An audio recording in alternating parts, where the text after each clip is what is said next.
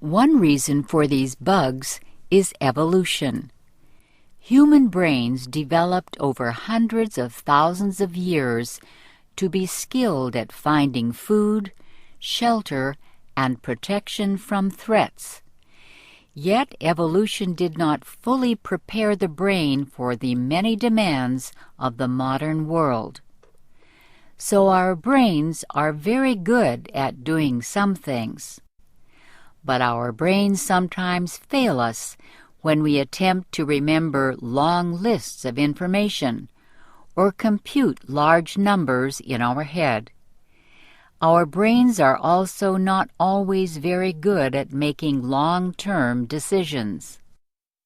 Professor Buonomano discusses how and why the brain can play tricks on us in decisions involving memory, time, and judging threats. Sometimes these mistakes can have serious effects, like a victim who wrongly identifies her attacker to police. At other times, the mistakes are harmless.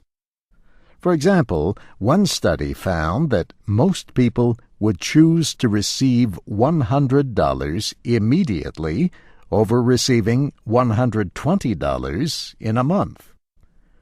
While waiting could lead to more money, most people want the payment now. Dean Buonomano says that for human ancestors, the immediate need for food was more important than the future need. So our brains often want an immediate action instead of having to wait for a reward. Professor Buonomano explains the causes of many kinds of brain bugs and gives examples of their everyday results. And he offers ideas for how understanding our brain bugs can become a tool for improving our mental powers.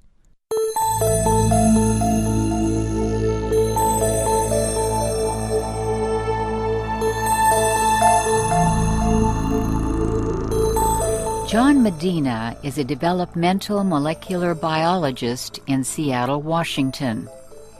His book is called Brain Rules for Baby: How to Raise a Smart and Happy Child from 0 to 5.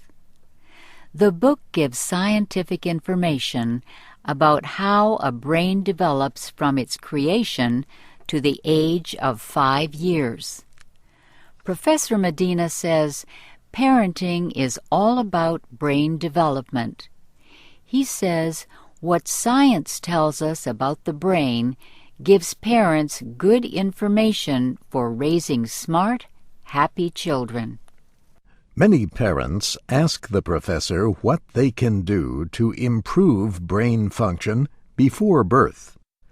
A mother's actions have a big effect on how her baby develops. He says one of the most important things is for the mother to avoid severe levels of stress. The maternal stress that is felt, that stress hormone, one of them is called cortisol, can actually leach into the womb, and at certain stages during development can actually go into the brain of the baby and rewire the brain of that baby in such fashion that it now becomes stressed. John Medina says it is important for a pregnant woman to gain the right amount of weight and eat healthful foods so that her baby will develop normally.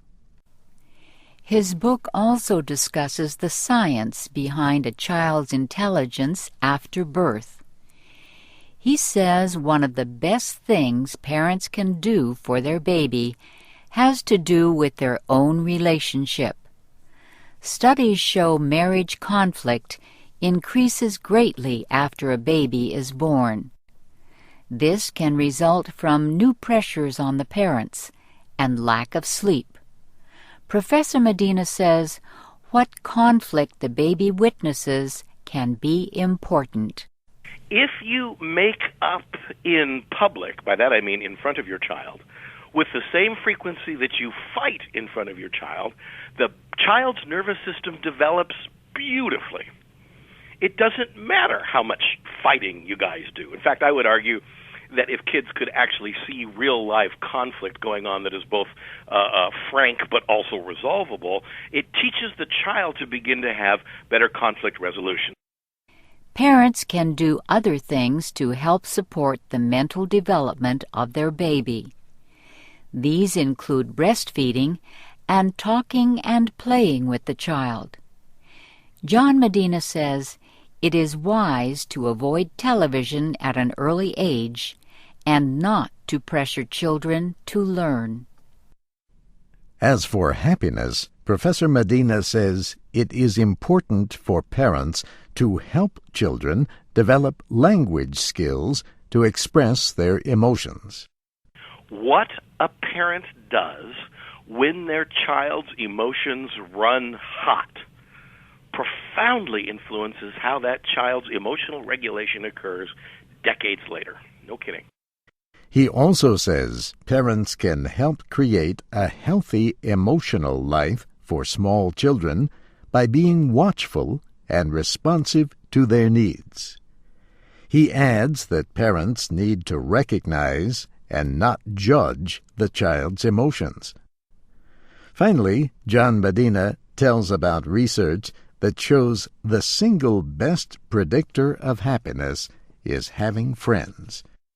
He says parents should help children learn to control and understand their emotions because this leads to deeper friendships.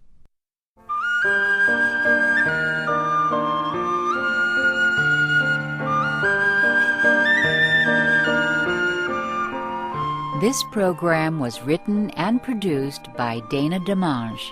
I'm Shirley Griffith. And I'm Steve Ember. Our programs are online with transcripts and MP3s at voaspecialenglish.com. And you can find us on Facebook and YouTube at VOA Learning English.